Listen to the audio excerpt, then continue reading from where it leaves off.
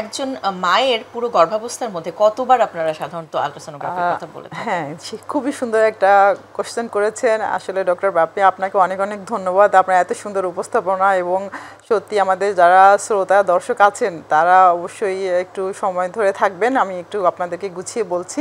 তো যেটা হচ্ছে যে আমরা যখন আল্ট্রাসোনোগ্রাফি করি, গর্ভবতী কি না এটা কনফার্ম করার জন্যই হচ্ছে ফার্স্ট আল্ট্রাসাউন্ডটা করা হয়।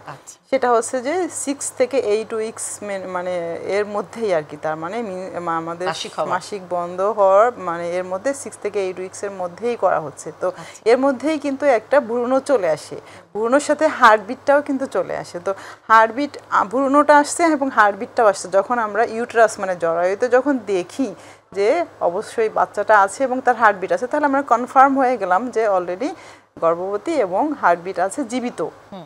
তারপরে গিয়ে আপনি 5.5 মাস থেকে ধরেন 20 থেকে শুরু করে 22 ইভেন 24 উইকস পর্যন্ত এই সময়টাতে, এই টাইমের মধ্যে একটা আল্ট্রাসোনোগ্রাফি করা হয়। সেটা হচ্ছে স্ট্রাকচারাল অ্যাবনর্মালিটিটা দেখার জন্য।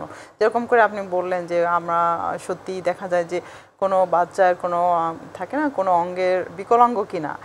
আমি যদি বলি যে আমি অনেকবারই দেখেছি যে একটা বাচ্চার হার্ট আছে কিন্তু তার মাথা নেই। আচ্ছা, অ্যানেনকেফালি বলা হয়। এটা অবশ্যই মেডিকেল টার্মিনোলজি, যারা শুনছেন হয়তো সবার মনে হবে যে আসলে জিনিসটা কি। আমার কাছে একটা পেশেন্ট এসছে এবং 7 মাসের সময়, তো সেই জায়গাটা হচ্ছে যে হার্টবিট আছে অথচ তার মাথা নেই, মানে ব্রেন টিস্যুটা নেই এবং স্কাল্পটা মানে মাথার যে খুলিটা বলা হয় এটাও নেই, কিন্তু বাচ্চাটা ছেলে। এবং মজার ব্যাপারটা কি, সত্যি আমি বলি, এটা নিয়ে কিন্তু আমাদের বাবা মায়ের কোনোই চিন্তা ছিল না।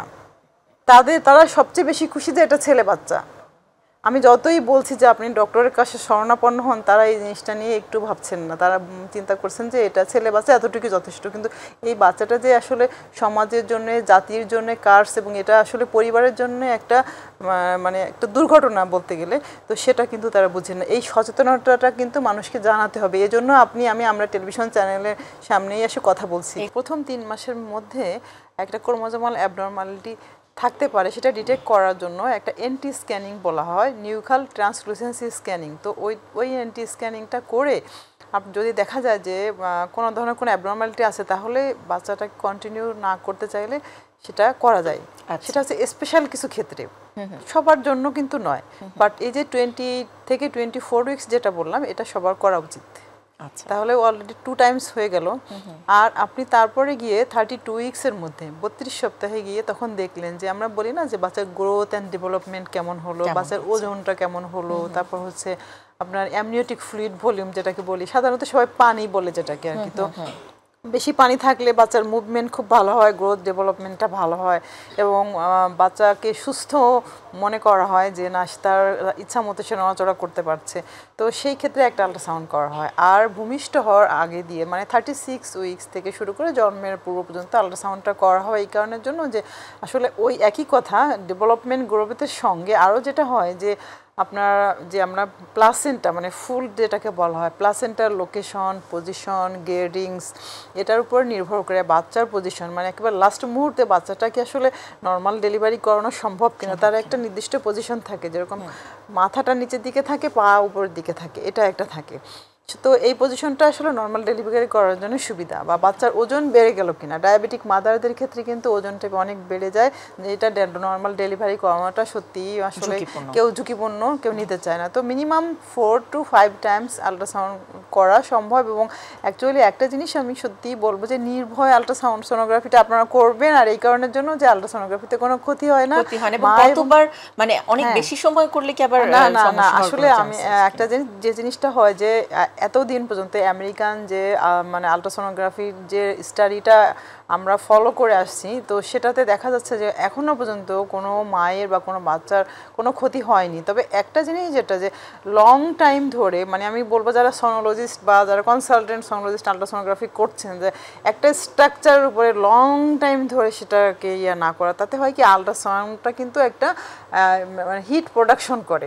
ওই হিটটা কিন্তু অনেক সময় ফিটাসের কোনো ডেভেলপমেন্ট এবং গ্রোথের বেলায় কোনো ফিটাল টিস্যুগুলো অনেক ফ্রাজাইল, মানে খুব তাড়াতাড়ি গুলো ড্যামেজ হয়। তো ওই যাতে করে ওই একই সময়ে ওই স্ট্রাকচারের উপরে জন্য ধরে রাখা না হয়, মানে পুরো দায়িত্বটা অবশ্যই সোনোলজিস্টদেরকে এই জিনিসগুলো দেখতে হবে, তাই না? আমরা মানুষকে সুস্থ করতে গিয়ে সেখানে যদি মানুষ অসুস্থ হয়ে পড়ে তাহলে তো আমাদের ডাক্তারি চিকিৎসার কোনো মূল্যই থাকলো না, তাই না? অবশ্যই এটা খুবই একটা ইম্পর্টেন্ট জিনিস, এটা খেয়াল করতে হবে সবাইকে। আচ্ছা, যেটি বলছিলেন যে যখন একটি শিশু বিকলাঙ্গ হওয়ার ঝুঁকি থাকে সেক্ষেত্রে আসলে কোন সময়টাতে আলট্রাসোনোগ্রাফির জন্য আপনারা বলেন গর্ভাবস্থা? তো আমি একেবারেই প্রথম যে বললাম যে একটা এনটি স্ক্যানিংটা করা হয়, ওই এনটি স্ক্যানিংটা করছে 11 উইকস থেকে শুরু করে 13 উইকস 6 ডেজ, তার মানে 11 থেকে 14 সপ্তাহের মধ্যে। তো সেইখানে যেটা হয় যে ফিটাসের মানে আমরা নেকটা বলি, নেকের কাছে কিছু ফ্লুইড জমা হয়, অর্থাৎ কিছু পানি জমা হয়, ওইটা দেখে আমরা বুঝি যে একটা ক্রোমোজোমাল অ্যাবনর্মালিটি হওয়ার তার পসিবিলিটিটা থাকে। তো এই যে সময়টা না, এই সময়ে যদি আসলে ওরকম থাকে তাহলে এই বাচ্চাটা একেবারে মাস্ট ক্রোমোজোমাল অ্যাবনর্মালিটি নিয়ে জন্মগ্রহণ করে। সুতরাং এই বাচ্চাটাকে যদি আমরা আর বড় হতে না দেওয়ার না করি, এখানেই স্টপ করানো যায়। সেটি আসলে মানে মাকে ঝুঁকিপূর্ণ অবস্থা থেকে বাঁচানোর জন্য সম্ভব, এবং এই সন্তানটি আর বড় হলে তো আরো বেশি খারাপ হবে না, তো সেক্ষেত্রে একটা ডিসিশন নেওয়া, সেক্ষেত্রে একটা ডিসিশনে চলে আসা যায়। এটা একটা ব্যাপার। আরেকটা হচ্ছে কি, ওই যে আমরা বললাম অ্যাবনর্মালিটি, যেরকম স্ট্রাকচারাল যে অ্যাবনর্মালিটি গুলো, এরকম বড় ধরনের কার্ডিয়াক অ্যাবনর্মালিটি হয়, একটু আসলে ভয় পাবেন না কথাগুলো শুনে, আমি বলছি। এবং এরকম আমরা দেখিও যে আমরা তো জানি যে আমাদের শরীরের ভেতরে হার্টটা থাকে, কিন্তু এমন একটা মানে ডিজিজ যেটাতে হচ্ছে হার্টটা শরীরের বাইরে বিট করছে, একটোপিক কর্ডিস বলা হয়। তো এই যদি আপনি জানেন যে আপনার শিশুর বা হার্টটাই শরীরের বাইরে, সুতরাং সেটা কত বড় একটা ভয়ের ব্যাপার না? এখন এটা সার্জারি করা কতটুকু সম্ভব সেটা একটা ব্যাপার। মাথা নেই, বললাম যে অ্যানেনকেফালি, তারপর হয়তো দেখা গেলো যে হাত অথবা পা কাটা আছে, অথবা একটা চোখ আছে। সব বিকলাঙ্গতাগুলো আসলে ভবিষ্যতে স্বাভাবিক হওয়ার সম্ভাবনা একেবারেই নেই, বরং শিশুটি এবং তার পরিবারের জন্য একটা বড় ধরনের কার্স, যেটাকে বলা হচ্ছে অভিশাপ। কারণটা হচ্ছে যে একটা মাথার খুলি আছে অথচ তার ব্রেনটা নেই, সেই ব্রেনের মধ্যে শুধু পানি ভর্তি, যার মগজ নেই, তাহলে সে তো কোনো কাজই করতে পারবে না। আসলে ইন্টারন্যাশনাল স্ট্যান্ডার্ড অনুযায়ী আমরা আসলে টেলিভিশন চ্যানেলে হয়তো অনেক কথা বললে অনেকে হয়তো কন্ট্রোভার্সি মনে করবেন, কিন্তু 5.5 মাস পর্যন্ত অ্যাবর্শন মানে ডিস্ট্রয় করাটা সম্ভব, মানে করে। বিশেষ করে ইন্টারন্যাশনালি যেটা করা হয় যে এই বাচ্চাটা যেহেতু কোনোভাবেই তাকে আসলে কোনোভাবেই সুস্থ করা সম্ভব নয়, সেটা অবশ্যই আমরা আশা করব যে এই পরিস্থিতি যেন কারণ না হয়। অবশ্যই আমরা আশা করব। এই কারণের জন্যই পরীক্ষাগুলো করার জন্য সবাই আসবেন।